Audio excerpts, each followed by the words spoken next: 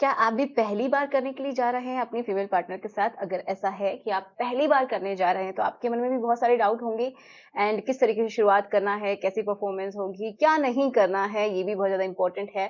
थोड़े से नर्वस हो जाते हैं। तो चलिए, इसी के बारे में आज हम बात करते हैं कि क्या आपको करना है और क्या नहीं करना है, जिससे कि आपका ये जो खूबसूरत सा सफ़र है, चाहे शादी के पहले हो, शादी के बाद हो, वो बहुत ही अच्छा हो जाए, ठीक है? क्योंकि जो पहला होता है, वो सबके लिए बहुत इम्पोर्टेंट होता है एंड बहुत ही खास होता है, ठीक है? तो चलिए स्टार्ट करते हैं आज के इस वीडियो की, जिसमें हम डिटेल में बात करेंगे, आपके सारे डाउट क्लियर हो जाएँगे। इसमें मैं आपको कुछ पॉइंट्स बताऊँगी। तो पहला जो पॉइंट है, वो है कंसेंट। बहुत ज़रूरी है, चाहे आप शादी से पहले कर रहे हैं या फिर बाद में कर रहे हैं, कंसेंट हमेशा ज़रूरी होता है। जब कंसेंट होता है ना, तो एक-दूसरे के लिए पहली बात बहुत ज़्यादा सम्मान होता है। एक-दूसरे की भावनाओं की रिस्पेक्ट होती है, ठीक है? तो वो होना बहुत ज़्यादा ज़रूरी है। तो लड़की के केस में भी और लड़के के केस में भी।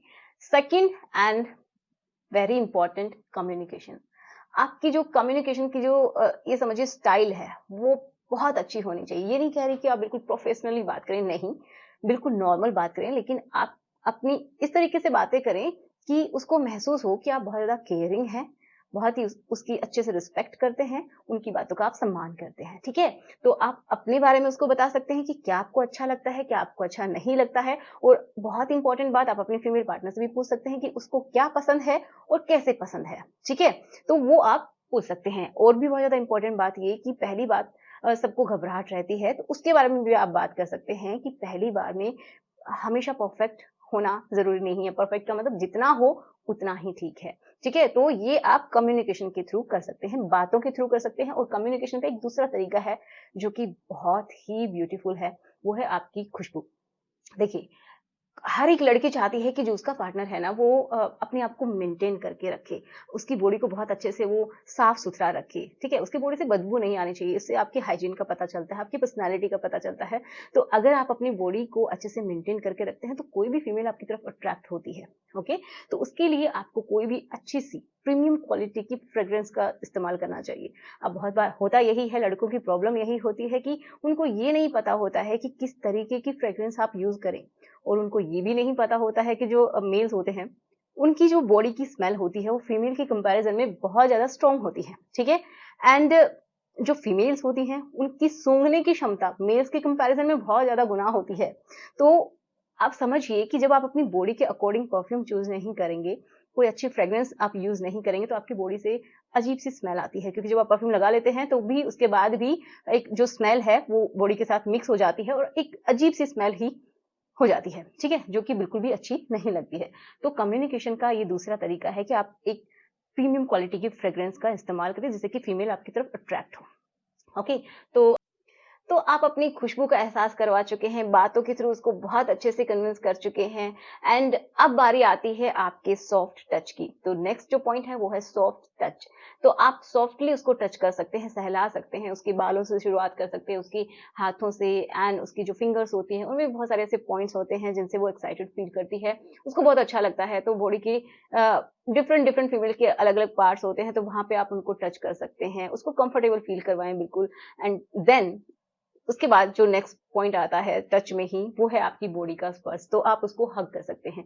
जब आप उसको हग करते हैं, तो आपको और भी अच्छे से महसूस कर पाती है, ठीक है? आपकी बॉडी की खुशबू के थ्रू वो आपको बहुत अच्छे से एंड आपकी जो किस तरीके से आप उसको हग कर रहे हैं, बिल्कुल सॉफ्ट होना चाहिए।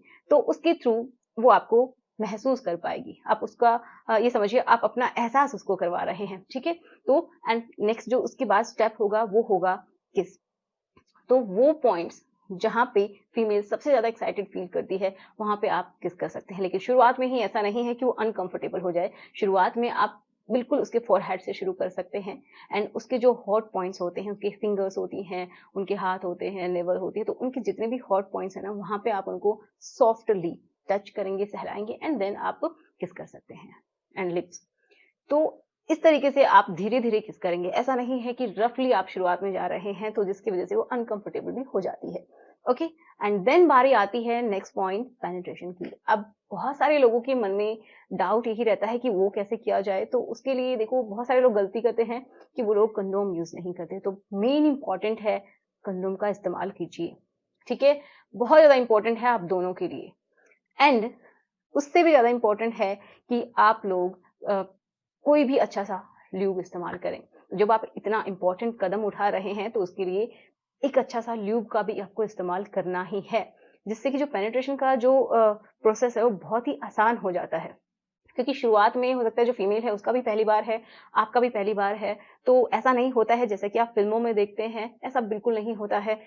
तो बहुत ही नॉर्मल तरीके से आपको करना है, बिल्कुल रफ़ नहीं होना चाहिए। अगर उसको तकलीफ़ हो रही है तो थोड़ा देर रुकना है, उससे बात करना है, उसको कंफर्टेबल फ़ील करवाना है, देन आपको पेनिट्रेशन का प्रोसेस करना है। लेकिन इसमें 2 चीज़ें इस्तेमाल करना बहुत ज़्यादा ज़रूरी है, ठीक है? अब बात आती है कि आपका पेनिट्रेशन हो गया है तो कि क्या पहली बार में ही आपको ऑर्गेज़्म फ़ील होगा? तो हो सकता है कि जो लड़का है उसका बहुत ही जल्दी जो लिक्विड है बॉडी से बाहर निकल जाता है, लेकिन जो फीमेल होती है, उसको इतना आसान नहीं है कि शुरुआत में ही ऑर्गेज़म हो जाए। अगर किसी का हो जाता है, तो ये हो भी सकता है किसी के साथ, बट ऐसा ना के बराबर है।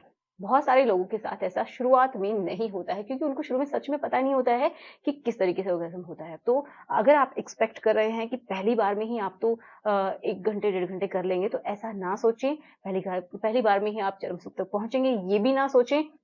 और इम्पोर्टेंट बात कि पहली बार में ही जो लड़की है उसको हमेशा ही ब्लीडिंग होती है, ये भी ना सोचें, जो लड़का है उसको ब्लीडिंग होती है, ये भी ना सोचें, क्योंकि पहली बार में हो या फिर ना हो, ये कोई ज़रूरी नहीं है। मैंने बहुत बार बताया है कि फीमेल को ब्लीडिंग होगी या नहीं होगी, ये कन्फर्म नहीं होता है। किसी का ज़िंदगी भर नहीं होती है, किसी की शुरुआत में होती है। तो बहुत सारी लड़कियों को होती है, बट बहुत सारी लड़कियों को नहीं भी होती है। ठीक है? तो ये भी बिल्कुल नॉर्मल है, अगर ऐसा नहीं होता है तो आपको अपना मूड खराब नहीं करना, अपनी फीमेल का भी मूड खराब नहीं करना, उसके ऊपर बिल्कुल भरोसा रखना है एंड अच्छे से उसको कोऑपरेट करना है। फिर हमारा आता है नेक्स्ट एंड लास्ट पॉइंट जिसमें आप बिल्कुल अच्छे से बातचीत करेंगे, आउट प्ले जिसको बोलते हैं कि क्या आपको अच्छा लगा, क्या आपको अच्छा नहीं लगा, क्या नेक्स्ट टाइम आपको इम्प्रूव करना है, क्या आपको कभी भी नहीं करना है जो कि आपको बिल्कुल अच्छा नहीं लगा है। तो ये बातें बहुत ज़्यादा इंपॉर्टेंट होती हैं जब भी आप पहली बार करते हैं। तो आशा करते हैं कि आपको समझ में आया होगा कि किस तरीके से करना है और क्या कुछ बिल्कुल नहीं करना है। तो मिलते हैं नेक्स्ट वीडियो में। Thanks for watching. Good bye.